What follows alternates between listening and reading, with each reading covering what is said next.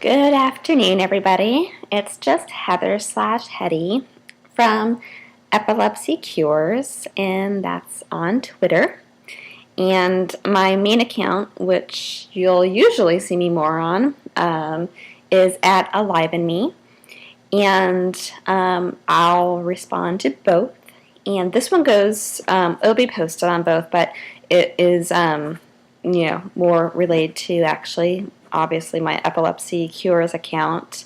And that you can also, like I always say, see there's another account there in the upper right-hand corner in which you'll see another site that I have that other people go to that also have epilepsy and share their stories and have questions and such. So, anyway, and this is just in regards to basically having patience with everything that you're going through.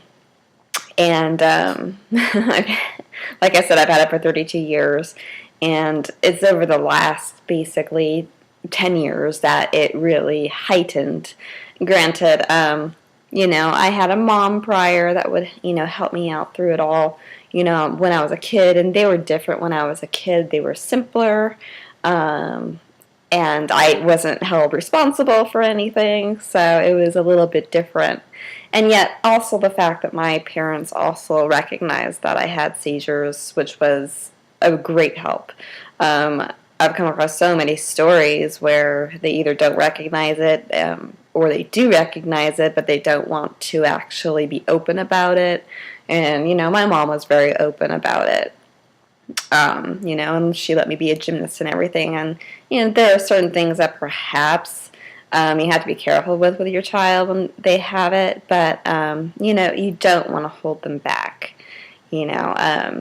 So, when it comes to driving, it's definitely going to be something that the doctor has to say, not necessarily what you have to say, but you don't want to put a big fence around them and say, you can't do this, you can't do that. So, and that was where I was blessed, and why I'm so open, and why I was never questioned and not loved or anything or liked because of epilepsy. I was free to talk about it because I was, free to talk about it with my own parents. So, that wasn't even my doctor's doing. That was my parents. So, anywho, the blessing with it is patience. Over the last, about 10 years, mine escalated, as I've said, and it came with pregnancy, and that can happen with a lot of people. It can either get better, either with another pregnancy, or it can just get better, or it can just get worse. And I've seen so many cases, and the fact that hormones just have something to, obviously, big time to do with it, if you ever notice that. And, mine just went skyrocketing and went from one brain surgery to a second brain surgery. And because there's only 2 medications I can take, and I can't physically take them for several reasons, one being addiction and another one being that my body gets just as we really sit here and speak, I've been on it again for a few weeks to be seizure-free. And that's philibutol, and I just can only take it for a few weeks on, a few weeks off, and my body just gets so sick. And so, and then I had to take basically a few weeks off, or it's just like I'm dying of some other disease on top of it. So, anywho, there's only 2 that I can take. And so we're going on my 3rd brain surgery, which I've really been excited for. It's just that that's the patience. And we've been, waiting for the, progress of it and the proceeding of it and this test and that test, or, for this to come through, or, something would intervene, and but that door remained open. And it's just amazing how it's just totally in His timing. God has a perfect timing for everything, and so finally, the people that I'm being referred to for this intense test that they have to do, because I've had 2 brain surgeries, there's this test called the MEG test that surpasses all of the strange. They'll get weird activity from an EEG if you have just, if you had surgery before, because it'll just, you have these missing parts in your brain, and so it'll show this strange activity, which just throws the whole thing for a loop. And this surpasses it. And there's only a few states that have it. And of all the places I get to go is, of course, Alabama. Such history there. It's kind of where it all began anyway. And so they kind of had to put it off for a little bit and check to see if, of course, insurance, would cover. And I have two, and anyway, Alabama. It took them a little bit of time, but it went through, and so it's all free for all, and I'll be there November 17th is my MEG test, in which I'll post some more postings on what it's all about and what it's like. But it's going to be from a test of like 3 to 6 hours that you'll lay there, and it's pretty interesting. Anywho, but you have to obviously be awake prior night for the great portion of the night and not take medication like norm, but anyway, it's just you have to be very still through it, because they're really trying to surpass all of this, surgery that I've had, the missing brain that I've got, and I only have one screw that's left because I had them take out the other ones that they could get to.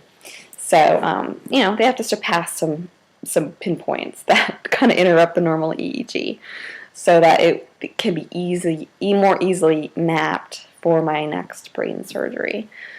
So that's the update on that. And that's just to let you know that there's so many tests out there that are so in-depth today in comparison to yesterday. And I know people from yesterday days, in the 90s and before, that have had brain surgery and are actually seizure-free, no medication today. So it's absolutely phenomenal what even today can bring you. And so those who are asking about surgery, which I actually have one girl who was just talking to me, I think yesterday, day before, about it. And, kind of, all for it, but yet saying it's going to be like a totally different me. There are times that, yes, you'll have some mood changes in the beginning, but it's still you. And in all actuality, we'll never really know who the real Heather or the real you could be, because you know what? Even medication kind of alters it. So the real you is just who you are on what you're on today. It's just something that, it has a slight change in personality. But no matter what, you are still you, and you're still a blessing. And, surgery is not something to be scared of. I personally, Heather, am still sitting here and can speak full sentences and can do, fully everything and more so that a lot of people can do. I'm not one who is fearful to walk outside the front door, in which I know people who are of, no epilepsy and have those fears and have such anxiety. I just, it's not about epilepsy. It's just how you want to take it and how you want to, confront it. And the more you confront it, the more you take it on, yourself, and not be fearful of it.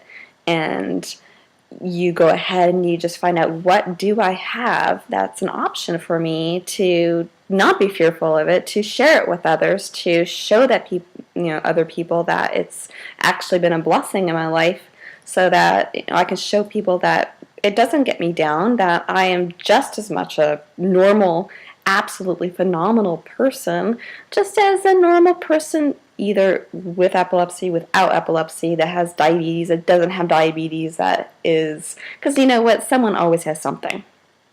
It's not always epilepsy.